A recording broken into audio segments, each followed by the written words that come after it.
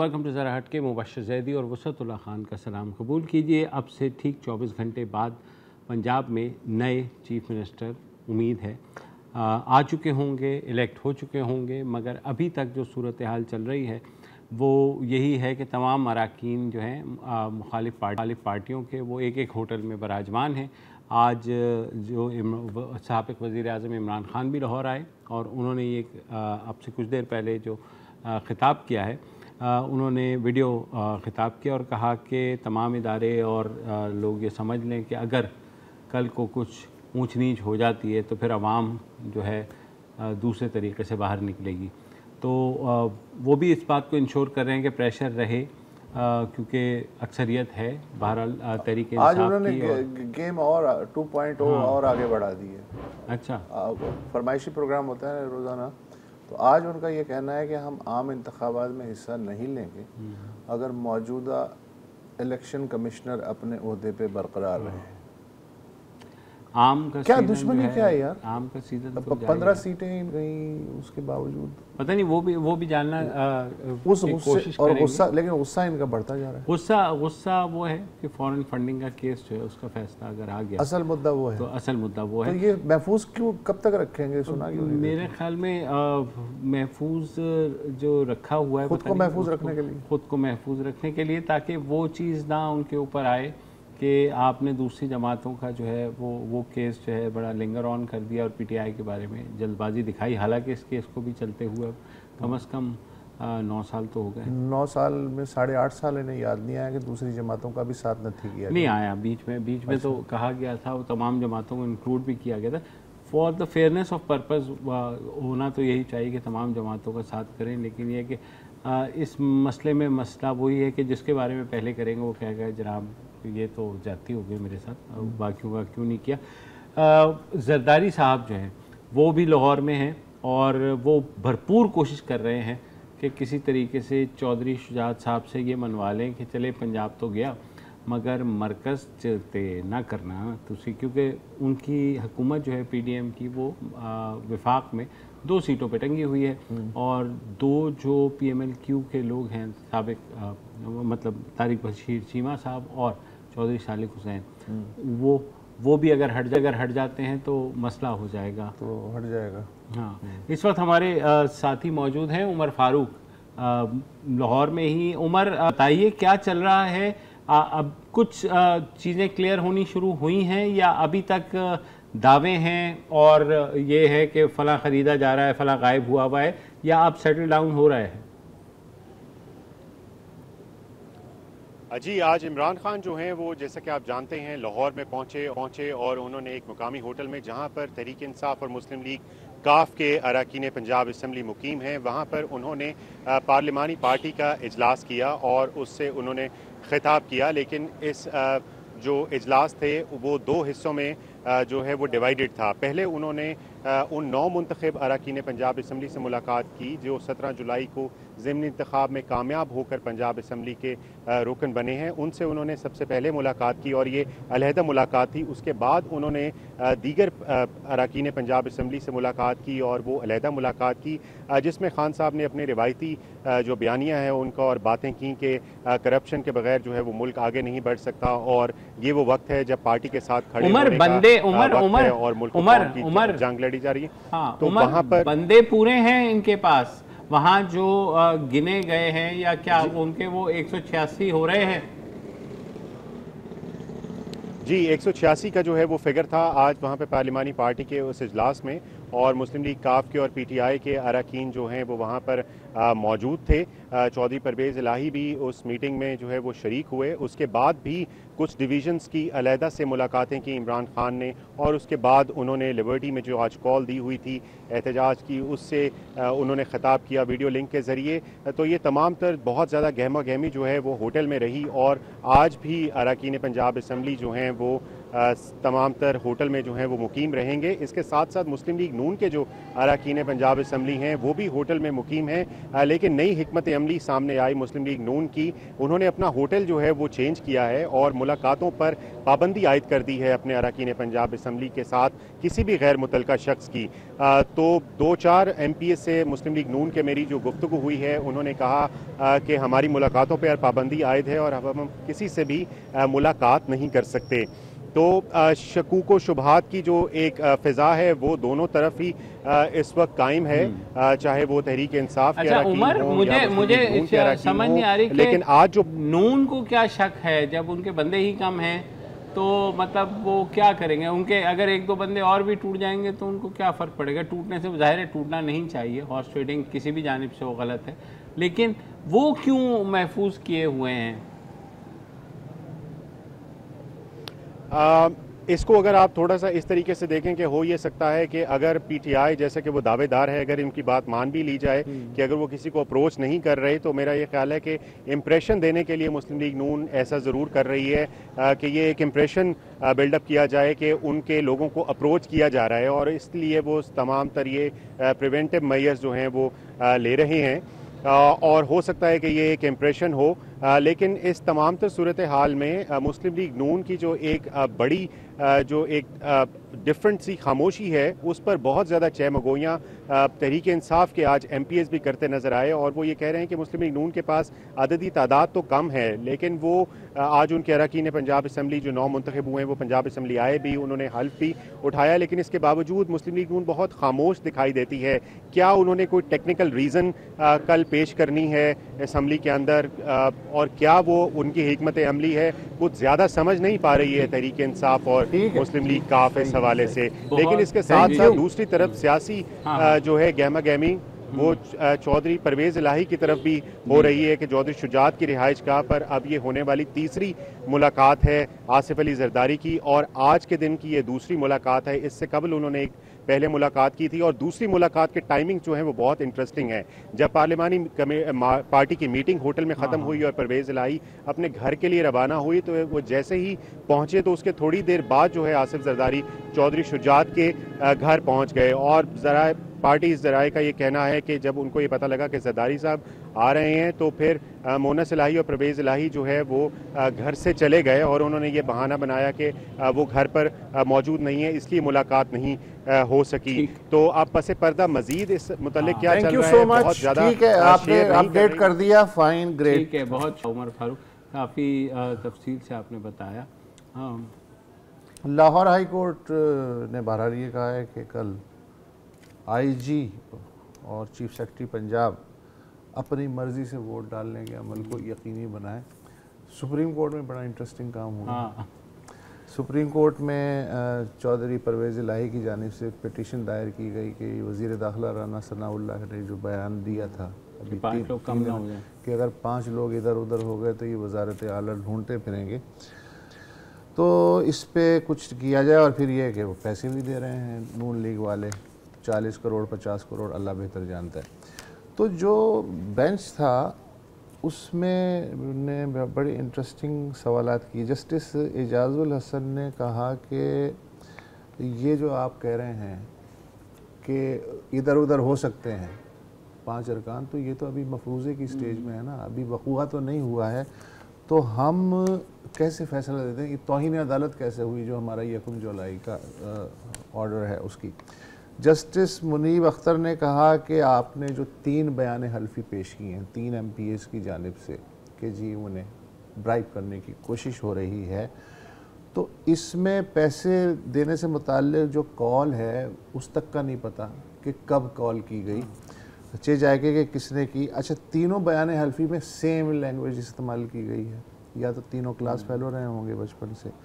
और फिर ये है कि असली बयान हल्फी कहाँ है, तो उनके वकील ने कहा जी वो तो लाहौर में है। कहने लगे अब बताएं ना हम क्या करें। तो उन्होंने गैर मुअय्यना मुद्दत के लिए मुझे तो यह है कि कल अगर जो डिप्टी स्पीकर हैं दोस्त मोहम्मद मज़ारी, उनके साथ उनकी जो कुट लगी थी, अगर वो कल कासिम सूरी बन गए और इजलास की सदारत उन्होंने करके कुछ होगा तो कुछ नहीं, 2-4 दिन की हुल्लड़बाजी हो, हाँ हुल्लड़बाजी ही होगी। बहरहाल ये कह देना कि जमहूरी रिवायात की पासदारी करते हुए आप जो है ना इजलास हो, ये हमारे हालिया रिवायत की पिछले 4 महीने की जमहूरी रिवायात की पासदारी करते हुए मैं इजलास को गैर मुअय्यना मुद्दत के लिए मुलतवी कर रहा हूँ और गवर्नर साहब साइन करके कहें ये लो। हाँ ये हैं अच्छा ठीक, तो वफा ले लें। हाँ जी, वेलकम बैक। और इलेक्शन कमीशन ने आज PP7 यानी पंजाब असम्बली की जो नशिस्त है PP7 कहूटा, जहां पर तहरीक इंसाफ के जो उम्मीदवार हैं कर्नल रिटायर्ड शब्बीर अवान, वो राजा सग़ीर जो मुस्लिम लीग के नून के कैंडिडेट थे, उनसे 49 वोटों से हार गए थे ज़िमनी इंतखाबात में। और उसके बाद तहरीक इंसाफ की तरफ से ये दरख्वास्त फ़ाइल की गई कि इसमें रीकाउंटिंग हो जाए, क्योंकि 1500 वोट मुस्तरद हुए थे।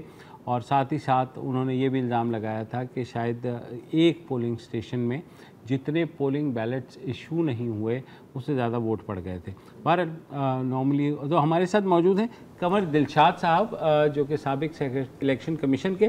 कंवर साहब, वेलकम टू द शो। आज इलेक्शन कमीशन ने बड़ा ब्लंटली जो है इस दरख्वास्त को मुस्तरद किया है PTI की, और कहा है कि या तो आप सबूत लाएं वरना हम मुस्तरद कर रहे हैं, और मुस्तरद कर दिया।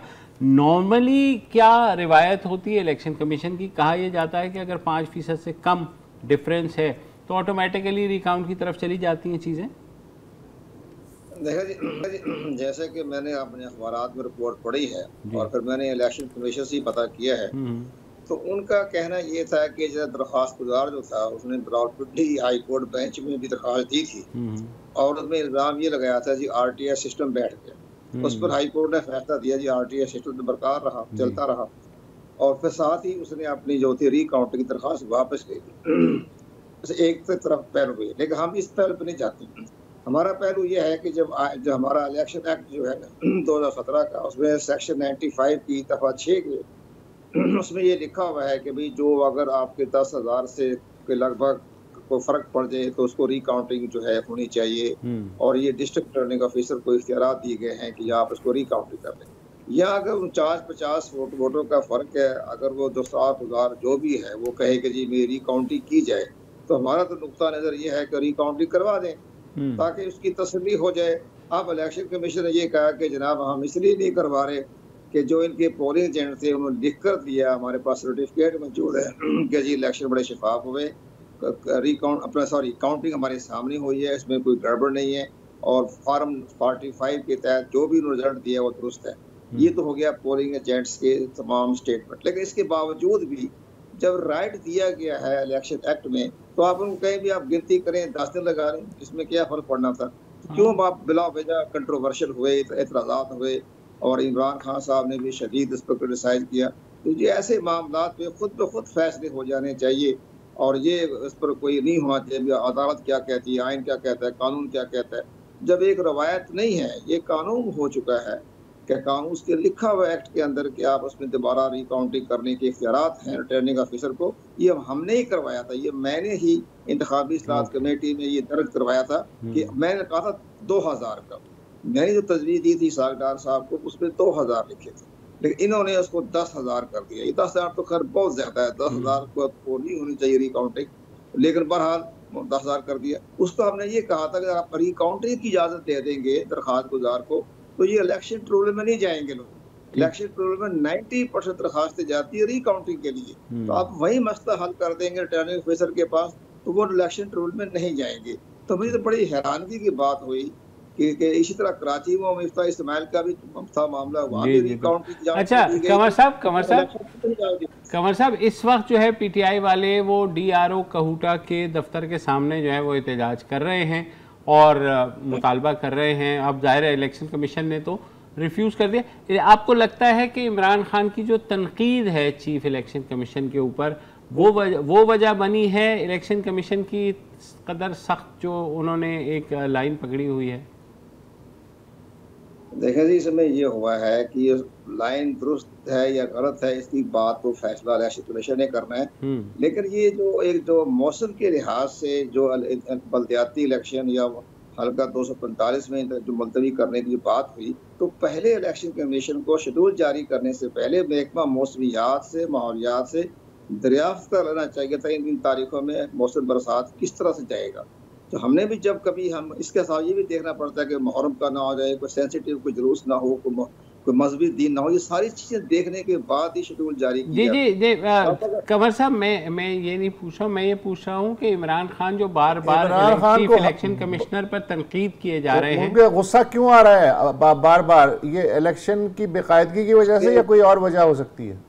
उसके गुस्से के पीछे ममनुआ फंडिंग केस है और कुछ भी नहीं है। जितना मतलब एक इतना मुल्क का चीफ एग्जीक्यूटिव, वजीर आजम, इंटरनेशनल फेम का आदमी, एक इदारा, कॉन्स्टिट्यूशनल इदारे के ऊपर जो हाथ धोके पड़ गए हैं और शदीद किस्म के अल्फाज इस्तेमाल कर रहे हैं जो उनकी शान के मुताबिक नहीं है। उसकी बैकग्राउंड ये है कि वो ममनुआ फंडिंग केस जो है इलेक्शन कमीशन ने बिला वजह ताखीर कर दिया। फैसला सुनाए एक तरफ करें, जैसे सुप्रीम कोर्ट में जाए, जहाँ मर्जी जाए, अक़वाम मुत्तहिदा चले जाएँ, आलमी अदालत में चले जाएँ, लेकिन फैसला जल्दी कर दें। अब उसके बारे में यह है कि फैसला ताखिर हो रहा है और चीफ इलेक्शन कमीशन और मेंबर इलेक्शन कमीशन पर शदीद तनकीद हो रही है। वो सारा पीछे बैकग्राउंड जो है वो सारा ममनुआ फंडिंग केस का है और ना उन्हें दिलचस्पी है ये 20 हल्कों में इंतखाब होता है, ना उन्हें दिलचस्पी है ये लोकल गवर्नमेंट के इलेक्शन मुलतवी हो गए। ये सारे मामला जो हैं वो उस तरह ही चल रहा। तो इतना बड़ा शानदार तरीके से 15 सीटें मिल गए इन्हें पंजाब की 20 नशिस्तों में से। कंवर साहब, मुझे ये बताइए, लेट्स से अगर एज्यूम करते हैं कि इलेक्शन कमीशन ने ममनुआ फंडिंग केस में इमरान खान और तहरीक इंसाफ के खिलाफ फैसला दे दिया, तो मैक्सिमम क्या होगा? नायल हो जाएंगे खान साहब या आपके ख्याल में सिर्फ ममनुआ फंडिंग जब्त होगी? उसके जो साइड इफेक्ट बहुत ज्यादा है। साइड इफेक्ट ये उसके जो ममनुआ फंडिंग साबित हो जाए, साबित तो स्टेट बैंक ऑफ पाकिस्तान की रिपोर्ट से हो चुकी है। अब ये ममनुआ फंडिंग जो है वो जब वो जब्त करेगा इलेक्शन कमीशन पाकिस्तान सेक्शन 204, तो फिर ये वफाकी हुकूमत को एक अच्छा खासा इतिहार मिल जाएगा। वफाक उसमें ये लिखा हुआ भी है कि इलेक्शन कमीशन एक सिफारिशात भेजेगा सेक्शन 214 के तहत, 212 के तहत, कि जनाब ये पार्टी जो है ये ममनुआ फंडिंग में हमने जब्त कर ली है, ममनुआ फंडिंग में मुलव्वस रही है। तो वो सिफारिशात भेजेगा हुकूमत पाकिस्तान को कि आप इसको आइन के आर्टिकल 17 के तहत जो कार्रवाई करें। तो वो सिफारिशात जो है उस पर हुकूमत जो है वो सुप्रीम कोर्ट ऑफ पाकिस्तान में रेफरेंस दाखिल कर देगी और फिर सुप्रीम कोर्ट ऑफ पाकिस्तान फैसला करेगी। तो उसमें क्या हो सकती है सिफारिश? क्या पार्टी पे बैन लगेगा? क्या पार्टी के आर्टिकल 17 क्या कहता है? वो क्या होगा? नहीं, वो बहरहाल उसमें तो काफी चीजें हैं। मसला इलेक्शन तो ये भी तो कर सकता है। 2 पॉइंट है जो इलेक्शन कमीशन के पास इख्तियारात हैं। पहला इख्तियार तो यह है कि उसका सिंबल वापस लिया जा सकता है। उसमें लिखा हुआ है कि जिस पार्टी के जो असासे ज़ात की जो सर्टिफिकेट दिया जाता है वो अगर मुस्तरद कर दिया जाए, तस्लीम ना किया जाए, तो उस पार्टी का जो है सिंबल वापस लिया जा सकता है, यानी बल्ला ही तोड़ ये के पास इख्तियारात है। ये इलेक्शन कमीशन के पास इख्तियार है। इसके फैसले के खिलाफ भी सुप्रीम कोर्ट जा सकते हैं। दूसरा ये कहें कि जी चेयरमैन की हैसियत से इन्होंने जो हमें दस्तावेजात जमा कराई उसमें सर्टिफिकेट दिया कि इसमें ममनुआ फंडिंग शामिल नहीं है, मैं इकरार करता हूँ, तस्दीक करता हूँ। और अब इसके बारे में ये कहेंगे जनाब आपने हक़ाइक़ छुपाए और आप करप्ट प्रैक्टिस के ज़िम्मे में आ गए हैं। 62-63 इस्लामाबाद हाई कोर्ट ने भी इशारा दिया है, इस्लामाबाद हाई कोर्ट ने भी इशारा दिया है कि जब ये मामला आगे बढ़ेगा तो पार्टी के चेयरमैन जो है वो मुतासर हो सकते हैं, उनकी इंटीग्रिटी पर हमला फिर वो 62-63 के दायरे में आ जाएगा। Thank you so much Kanwar साहब। एज यूजुअल हम जब भी कॉल करते हैं आप तैयार होते हैं। We are very grateful. It's a hot potato sir. मुंह भी जलता है, हाथ भी जलते हैं, जो भी उठाएगा। वक्फा। Welcome back. और इस माह की 24 तारीख को यानी इतवार के रोज़ सिंध में बल्दियाती इंतखाबात का दूसरा मरहला होना था, जिसमें जो बड़े शहर हैं हैदराबाद और कराची, वहाँ पर बल्दियाती इंतखाब होना था। सब तैयारियाँ मुकम्मल थी, मगर कल रात को अचानक इलेक्शन कमीशन ने इन इंतखाबात को मुलतवी करने का फ़ैसला कर लिया। साथ ही साथ 27 तारीख को जो ज़िमनी इंतखाब होना था हल्का 245 है गालिबन, हाँ, उस पर आमिन लियाकत की रहलत की वजह से वो भी मुलतवी कर दिया गया है। वजह ये बताई गई है कि मौसम खासा ख़राब है और मुहर्रम भी आगे आ रहा है, तो अगर मुलतवी होता है। ये अचानक का लफ्ज़ आप वापस लें, अचानक फ़ैसला नहीं किया। इलेक्शन कमीशन का ये कहना है कि उनको दरख्वास्तें मौसूल हुई कि मौसम चूँकि मानसून का ज़माना है और मुहर्रम भी है तो उसके बाद वो नासिब होगा। दरखास्तें मौसूल हुई थी, इलेक्शन कमीशन का ये कहना है, और फिर बकौल इलेक्शन कमीशन के उन्होंने महकमा मौसमिया से मशवरा कर लिया। बिल्कुल। दूसरा ये कि सिंध हुकूमत जो है कह रही है हमने तो कोई कहा ही ना ही चीफ सेक्रेटरी ने कोई रिक्वेस्ट भेजी है। तो हमारे साथ मौजूद हैं अब्दुल जब्बार नासिर साहब, कराची के सहाफ़ी हैं और इन बल्दियाती इंतखाबात पर ख़ासी इनकी गहरी नज़र थी। तो आपका काम थोड़ा लंबा हो गया, लेकिन पहले ये समझाइए कि ये दरखास्तें किसने दी थी? दरखास्तें इतनी सारी चल रही थी, ये कब से? आप तो सब एहतजाज कर रहे हैं, MQM प्रेस कॉन्फ्रेंस कर रही है कि जनाब ये क्यों मुलतवी कर दिया। जबकि शीरी बाजारी ने कहा कि ये जो इंतखाबात हैं दरअसल पीपल्स पार्टी और MQM को फैसिलिटेट करने के लिए किए गए हैं। और मज़े की बात है कि तहरीक इंसाफ ने धरना दिया हुआ है, लेकिन 5 जून पिछले महीने इन्होंने सुप्रीम कोर्ट में एक उन्होंने दरख्वास्त दी कि डीलिमिटेशन के बगैर और बल्दियाती जो कानून है इख्तियारात के बगैर रोका जाए इलेक्शन कमीशन को सिंध में बल्दियाती इंतखाबात के लिए। और आज उसी इलेक्शन कमीशन आज उन्होंने कहा हम सिंध हाई कोर्ट से रुजू कर रहे हैं कि इन्होंने मुलतवी कैसे की। यार ये हो क्या रहा है? सर सबसे पहले तो आपका बहुत बहुत शुक्रिया, आपने मौका दिया मुझे से। बुनियादी तौर पे मैं ये मेरे ख़्याल से अभी तक पीपल्स पार्टी के सिवा कोई भी इल्तवा कोई ऐसा नहीं था कि जो इल्तवा के हक़ में ना हो, और ये इल्तवा की कोशिश गुज़िश्ता 3 महीने से चल रही थी। मिसाल आपको बता दूं कि सिंध हाई कोर्ट में JUI की जो दरख्वास्त थी वो बाकायदा स्पेशली मौसम के हवाले से थी कि पहला मरहला भी आप ना करें, दूसरा मरहला भी ना कर लें, इसलिए कि मानसून भी है और शदीद गर्मी भी है अंदरूनी सन में पहले मरहले में। फिर उसी दौरान MQM की 2-3 दरख्वास्तें अलग थी, PTI की 3 दरख्वास्तें अलग थी, GDA की दरख्वास्त थी, जमात इस्लामी की दरख्वास्त थी। इन दरख्वास्तों में मौसम भी था, कोविड भी था, और MQM की जो दरख्वास्तें या जमात इस्लामी की दरख्वास्तें थी उनमें भी ये चीज़ें भी थी, लेकिन साथ साथ उनका कानून साजी और हल्का बंदी भी थी। और ये अमल चलता रहा ये जाके 22 जून को गालिबन 22 जून को फ़ैसला हुआ हाई कोर्ट में, उन्होंने दरख्वास्तें रिजेक्ट की और कुछ दरख्वास्तें अभी भी ज़ेर समाअत हैं। जैसे MQM की दरख्वास्त सुप्रीम कोर्ट में उन्होंने उसके ख़िलाफ़ अपील दायर की है, वो समाअत अभी तक ज़ेर समाअत है। फिर जमात इस्लामी की दरख्वास्त एक और इसी हवाले से है, वो भी अभी ज़ेर समाअत है, कुछ और दरख्वास्तें भी हैं।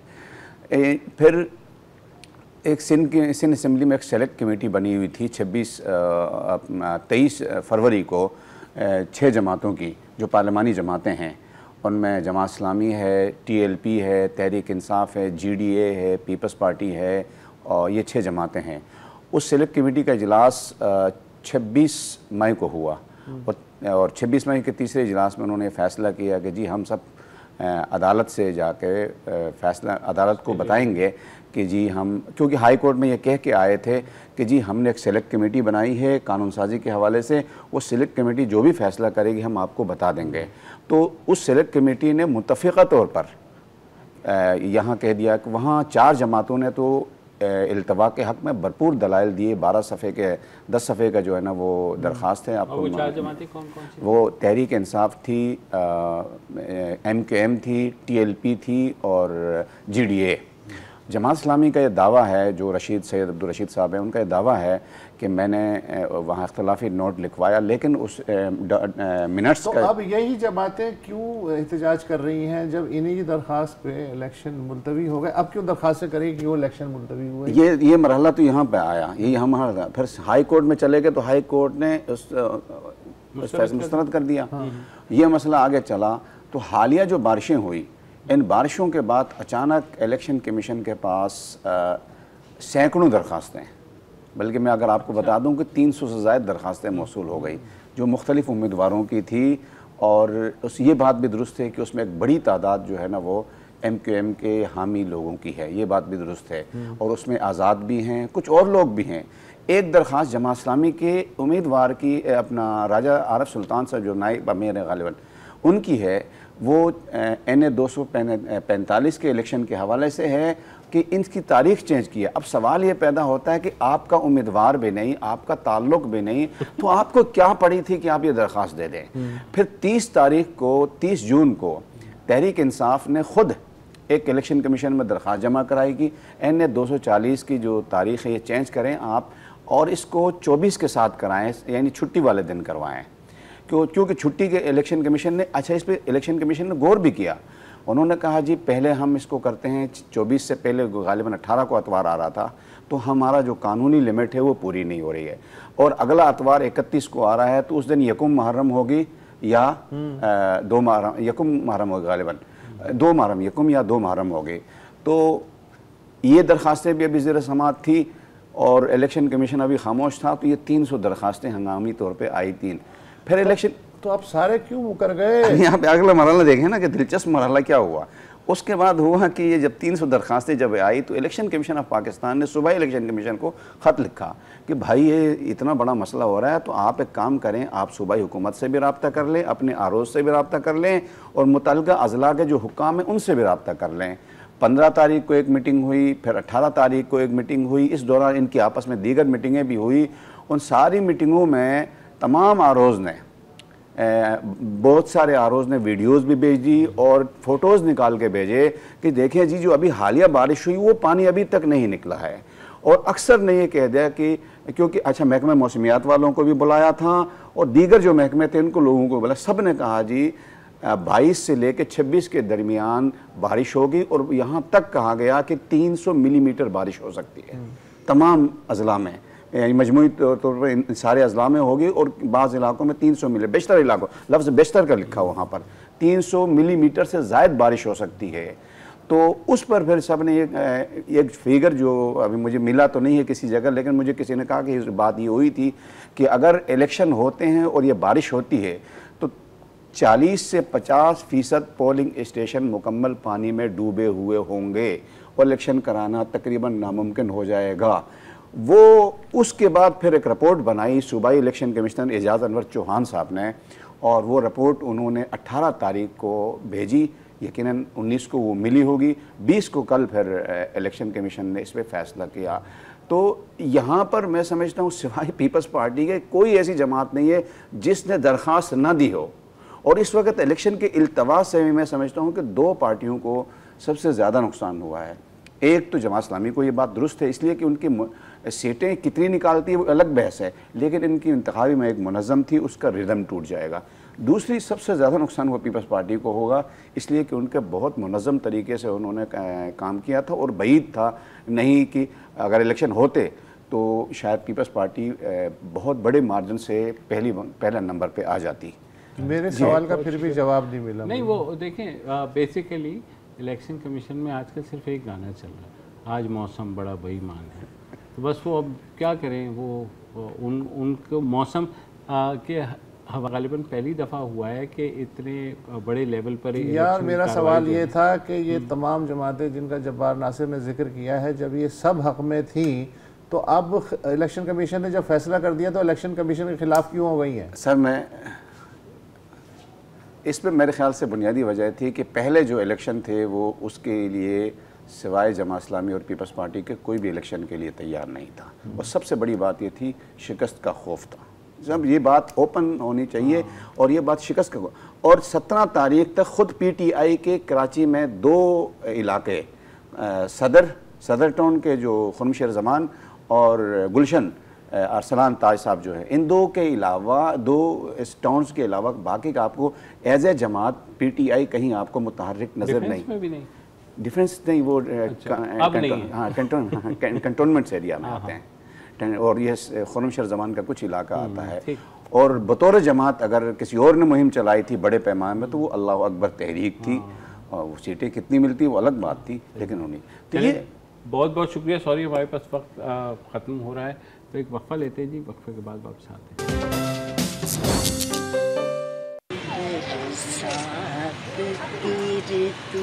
छाई घटा ठंडी हवाएं, फिर तुम ही कहो कैसे दिया याद न आए,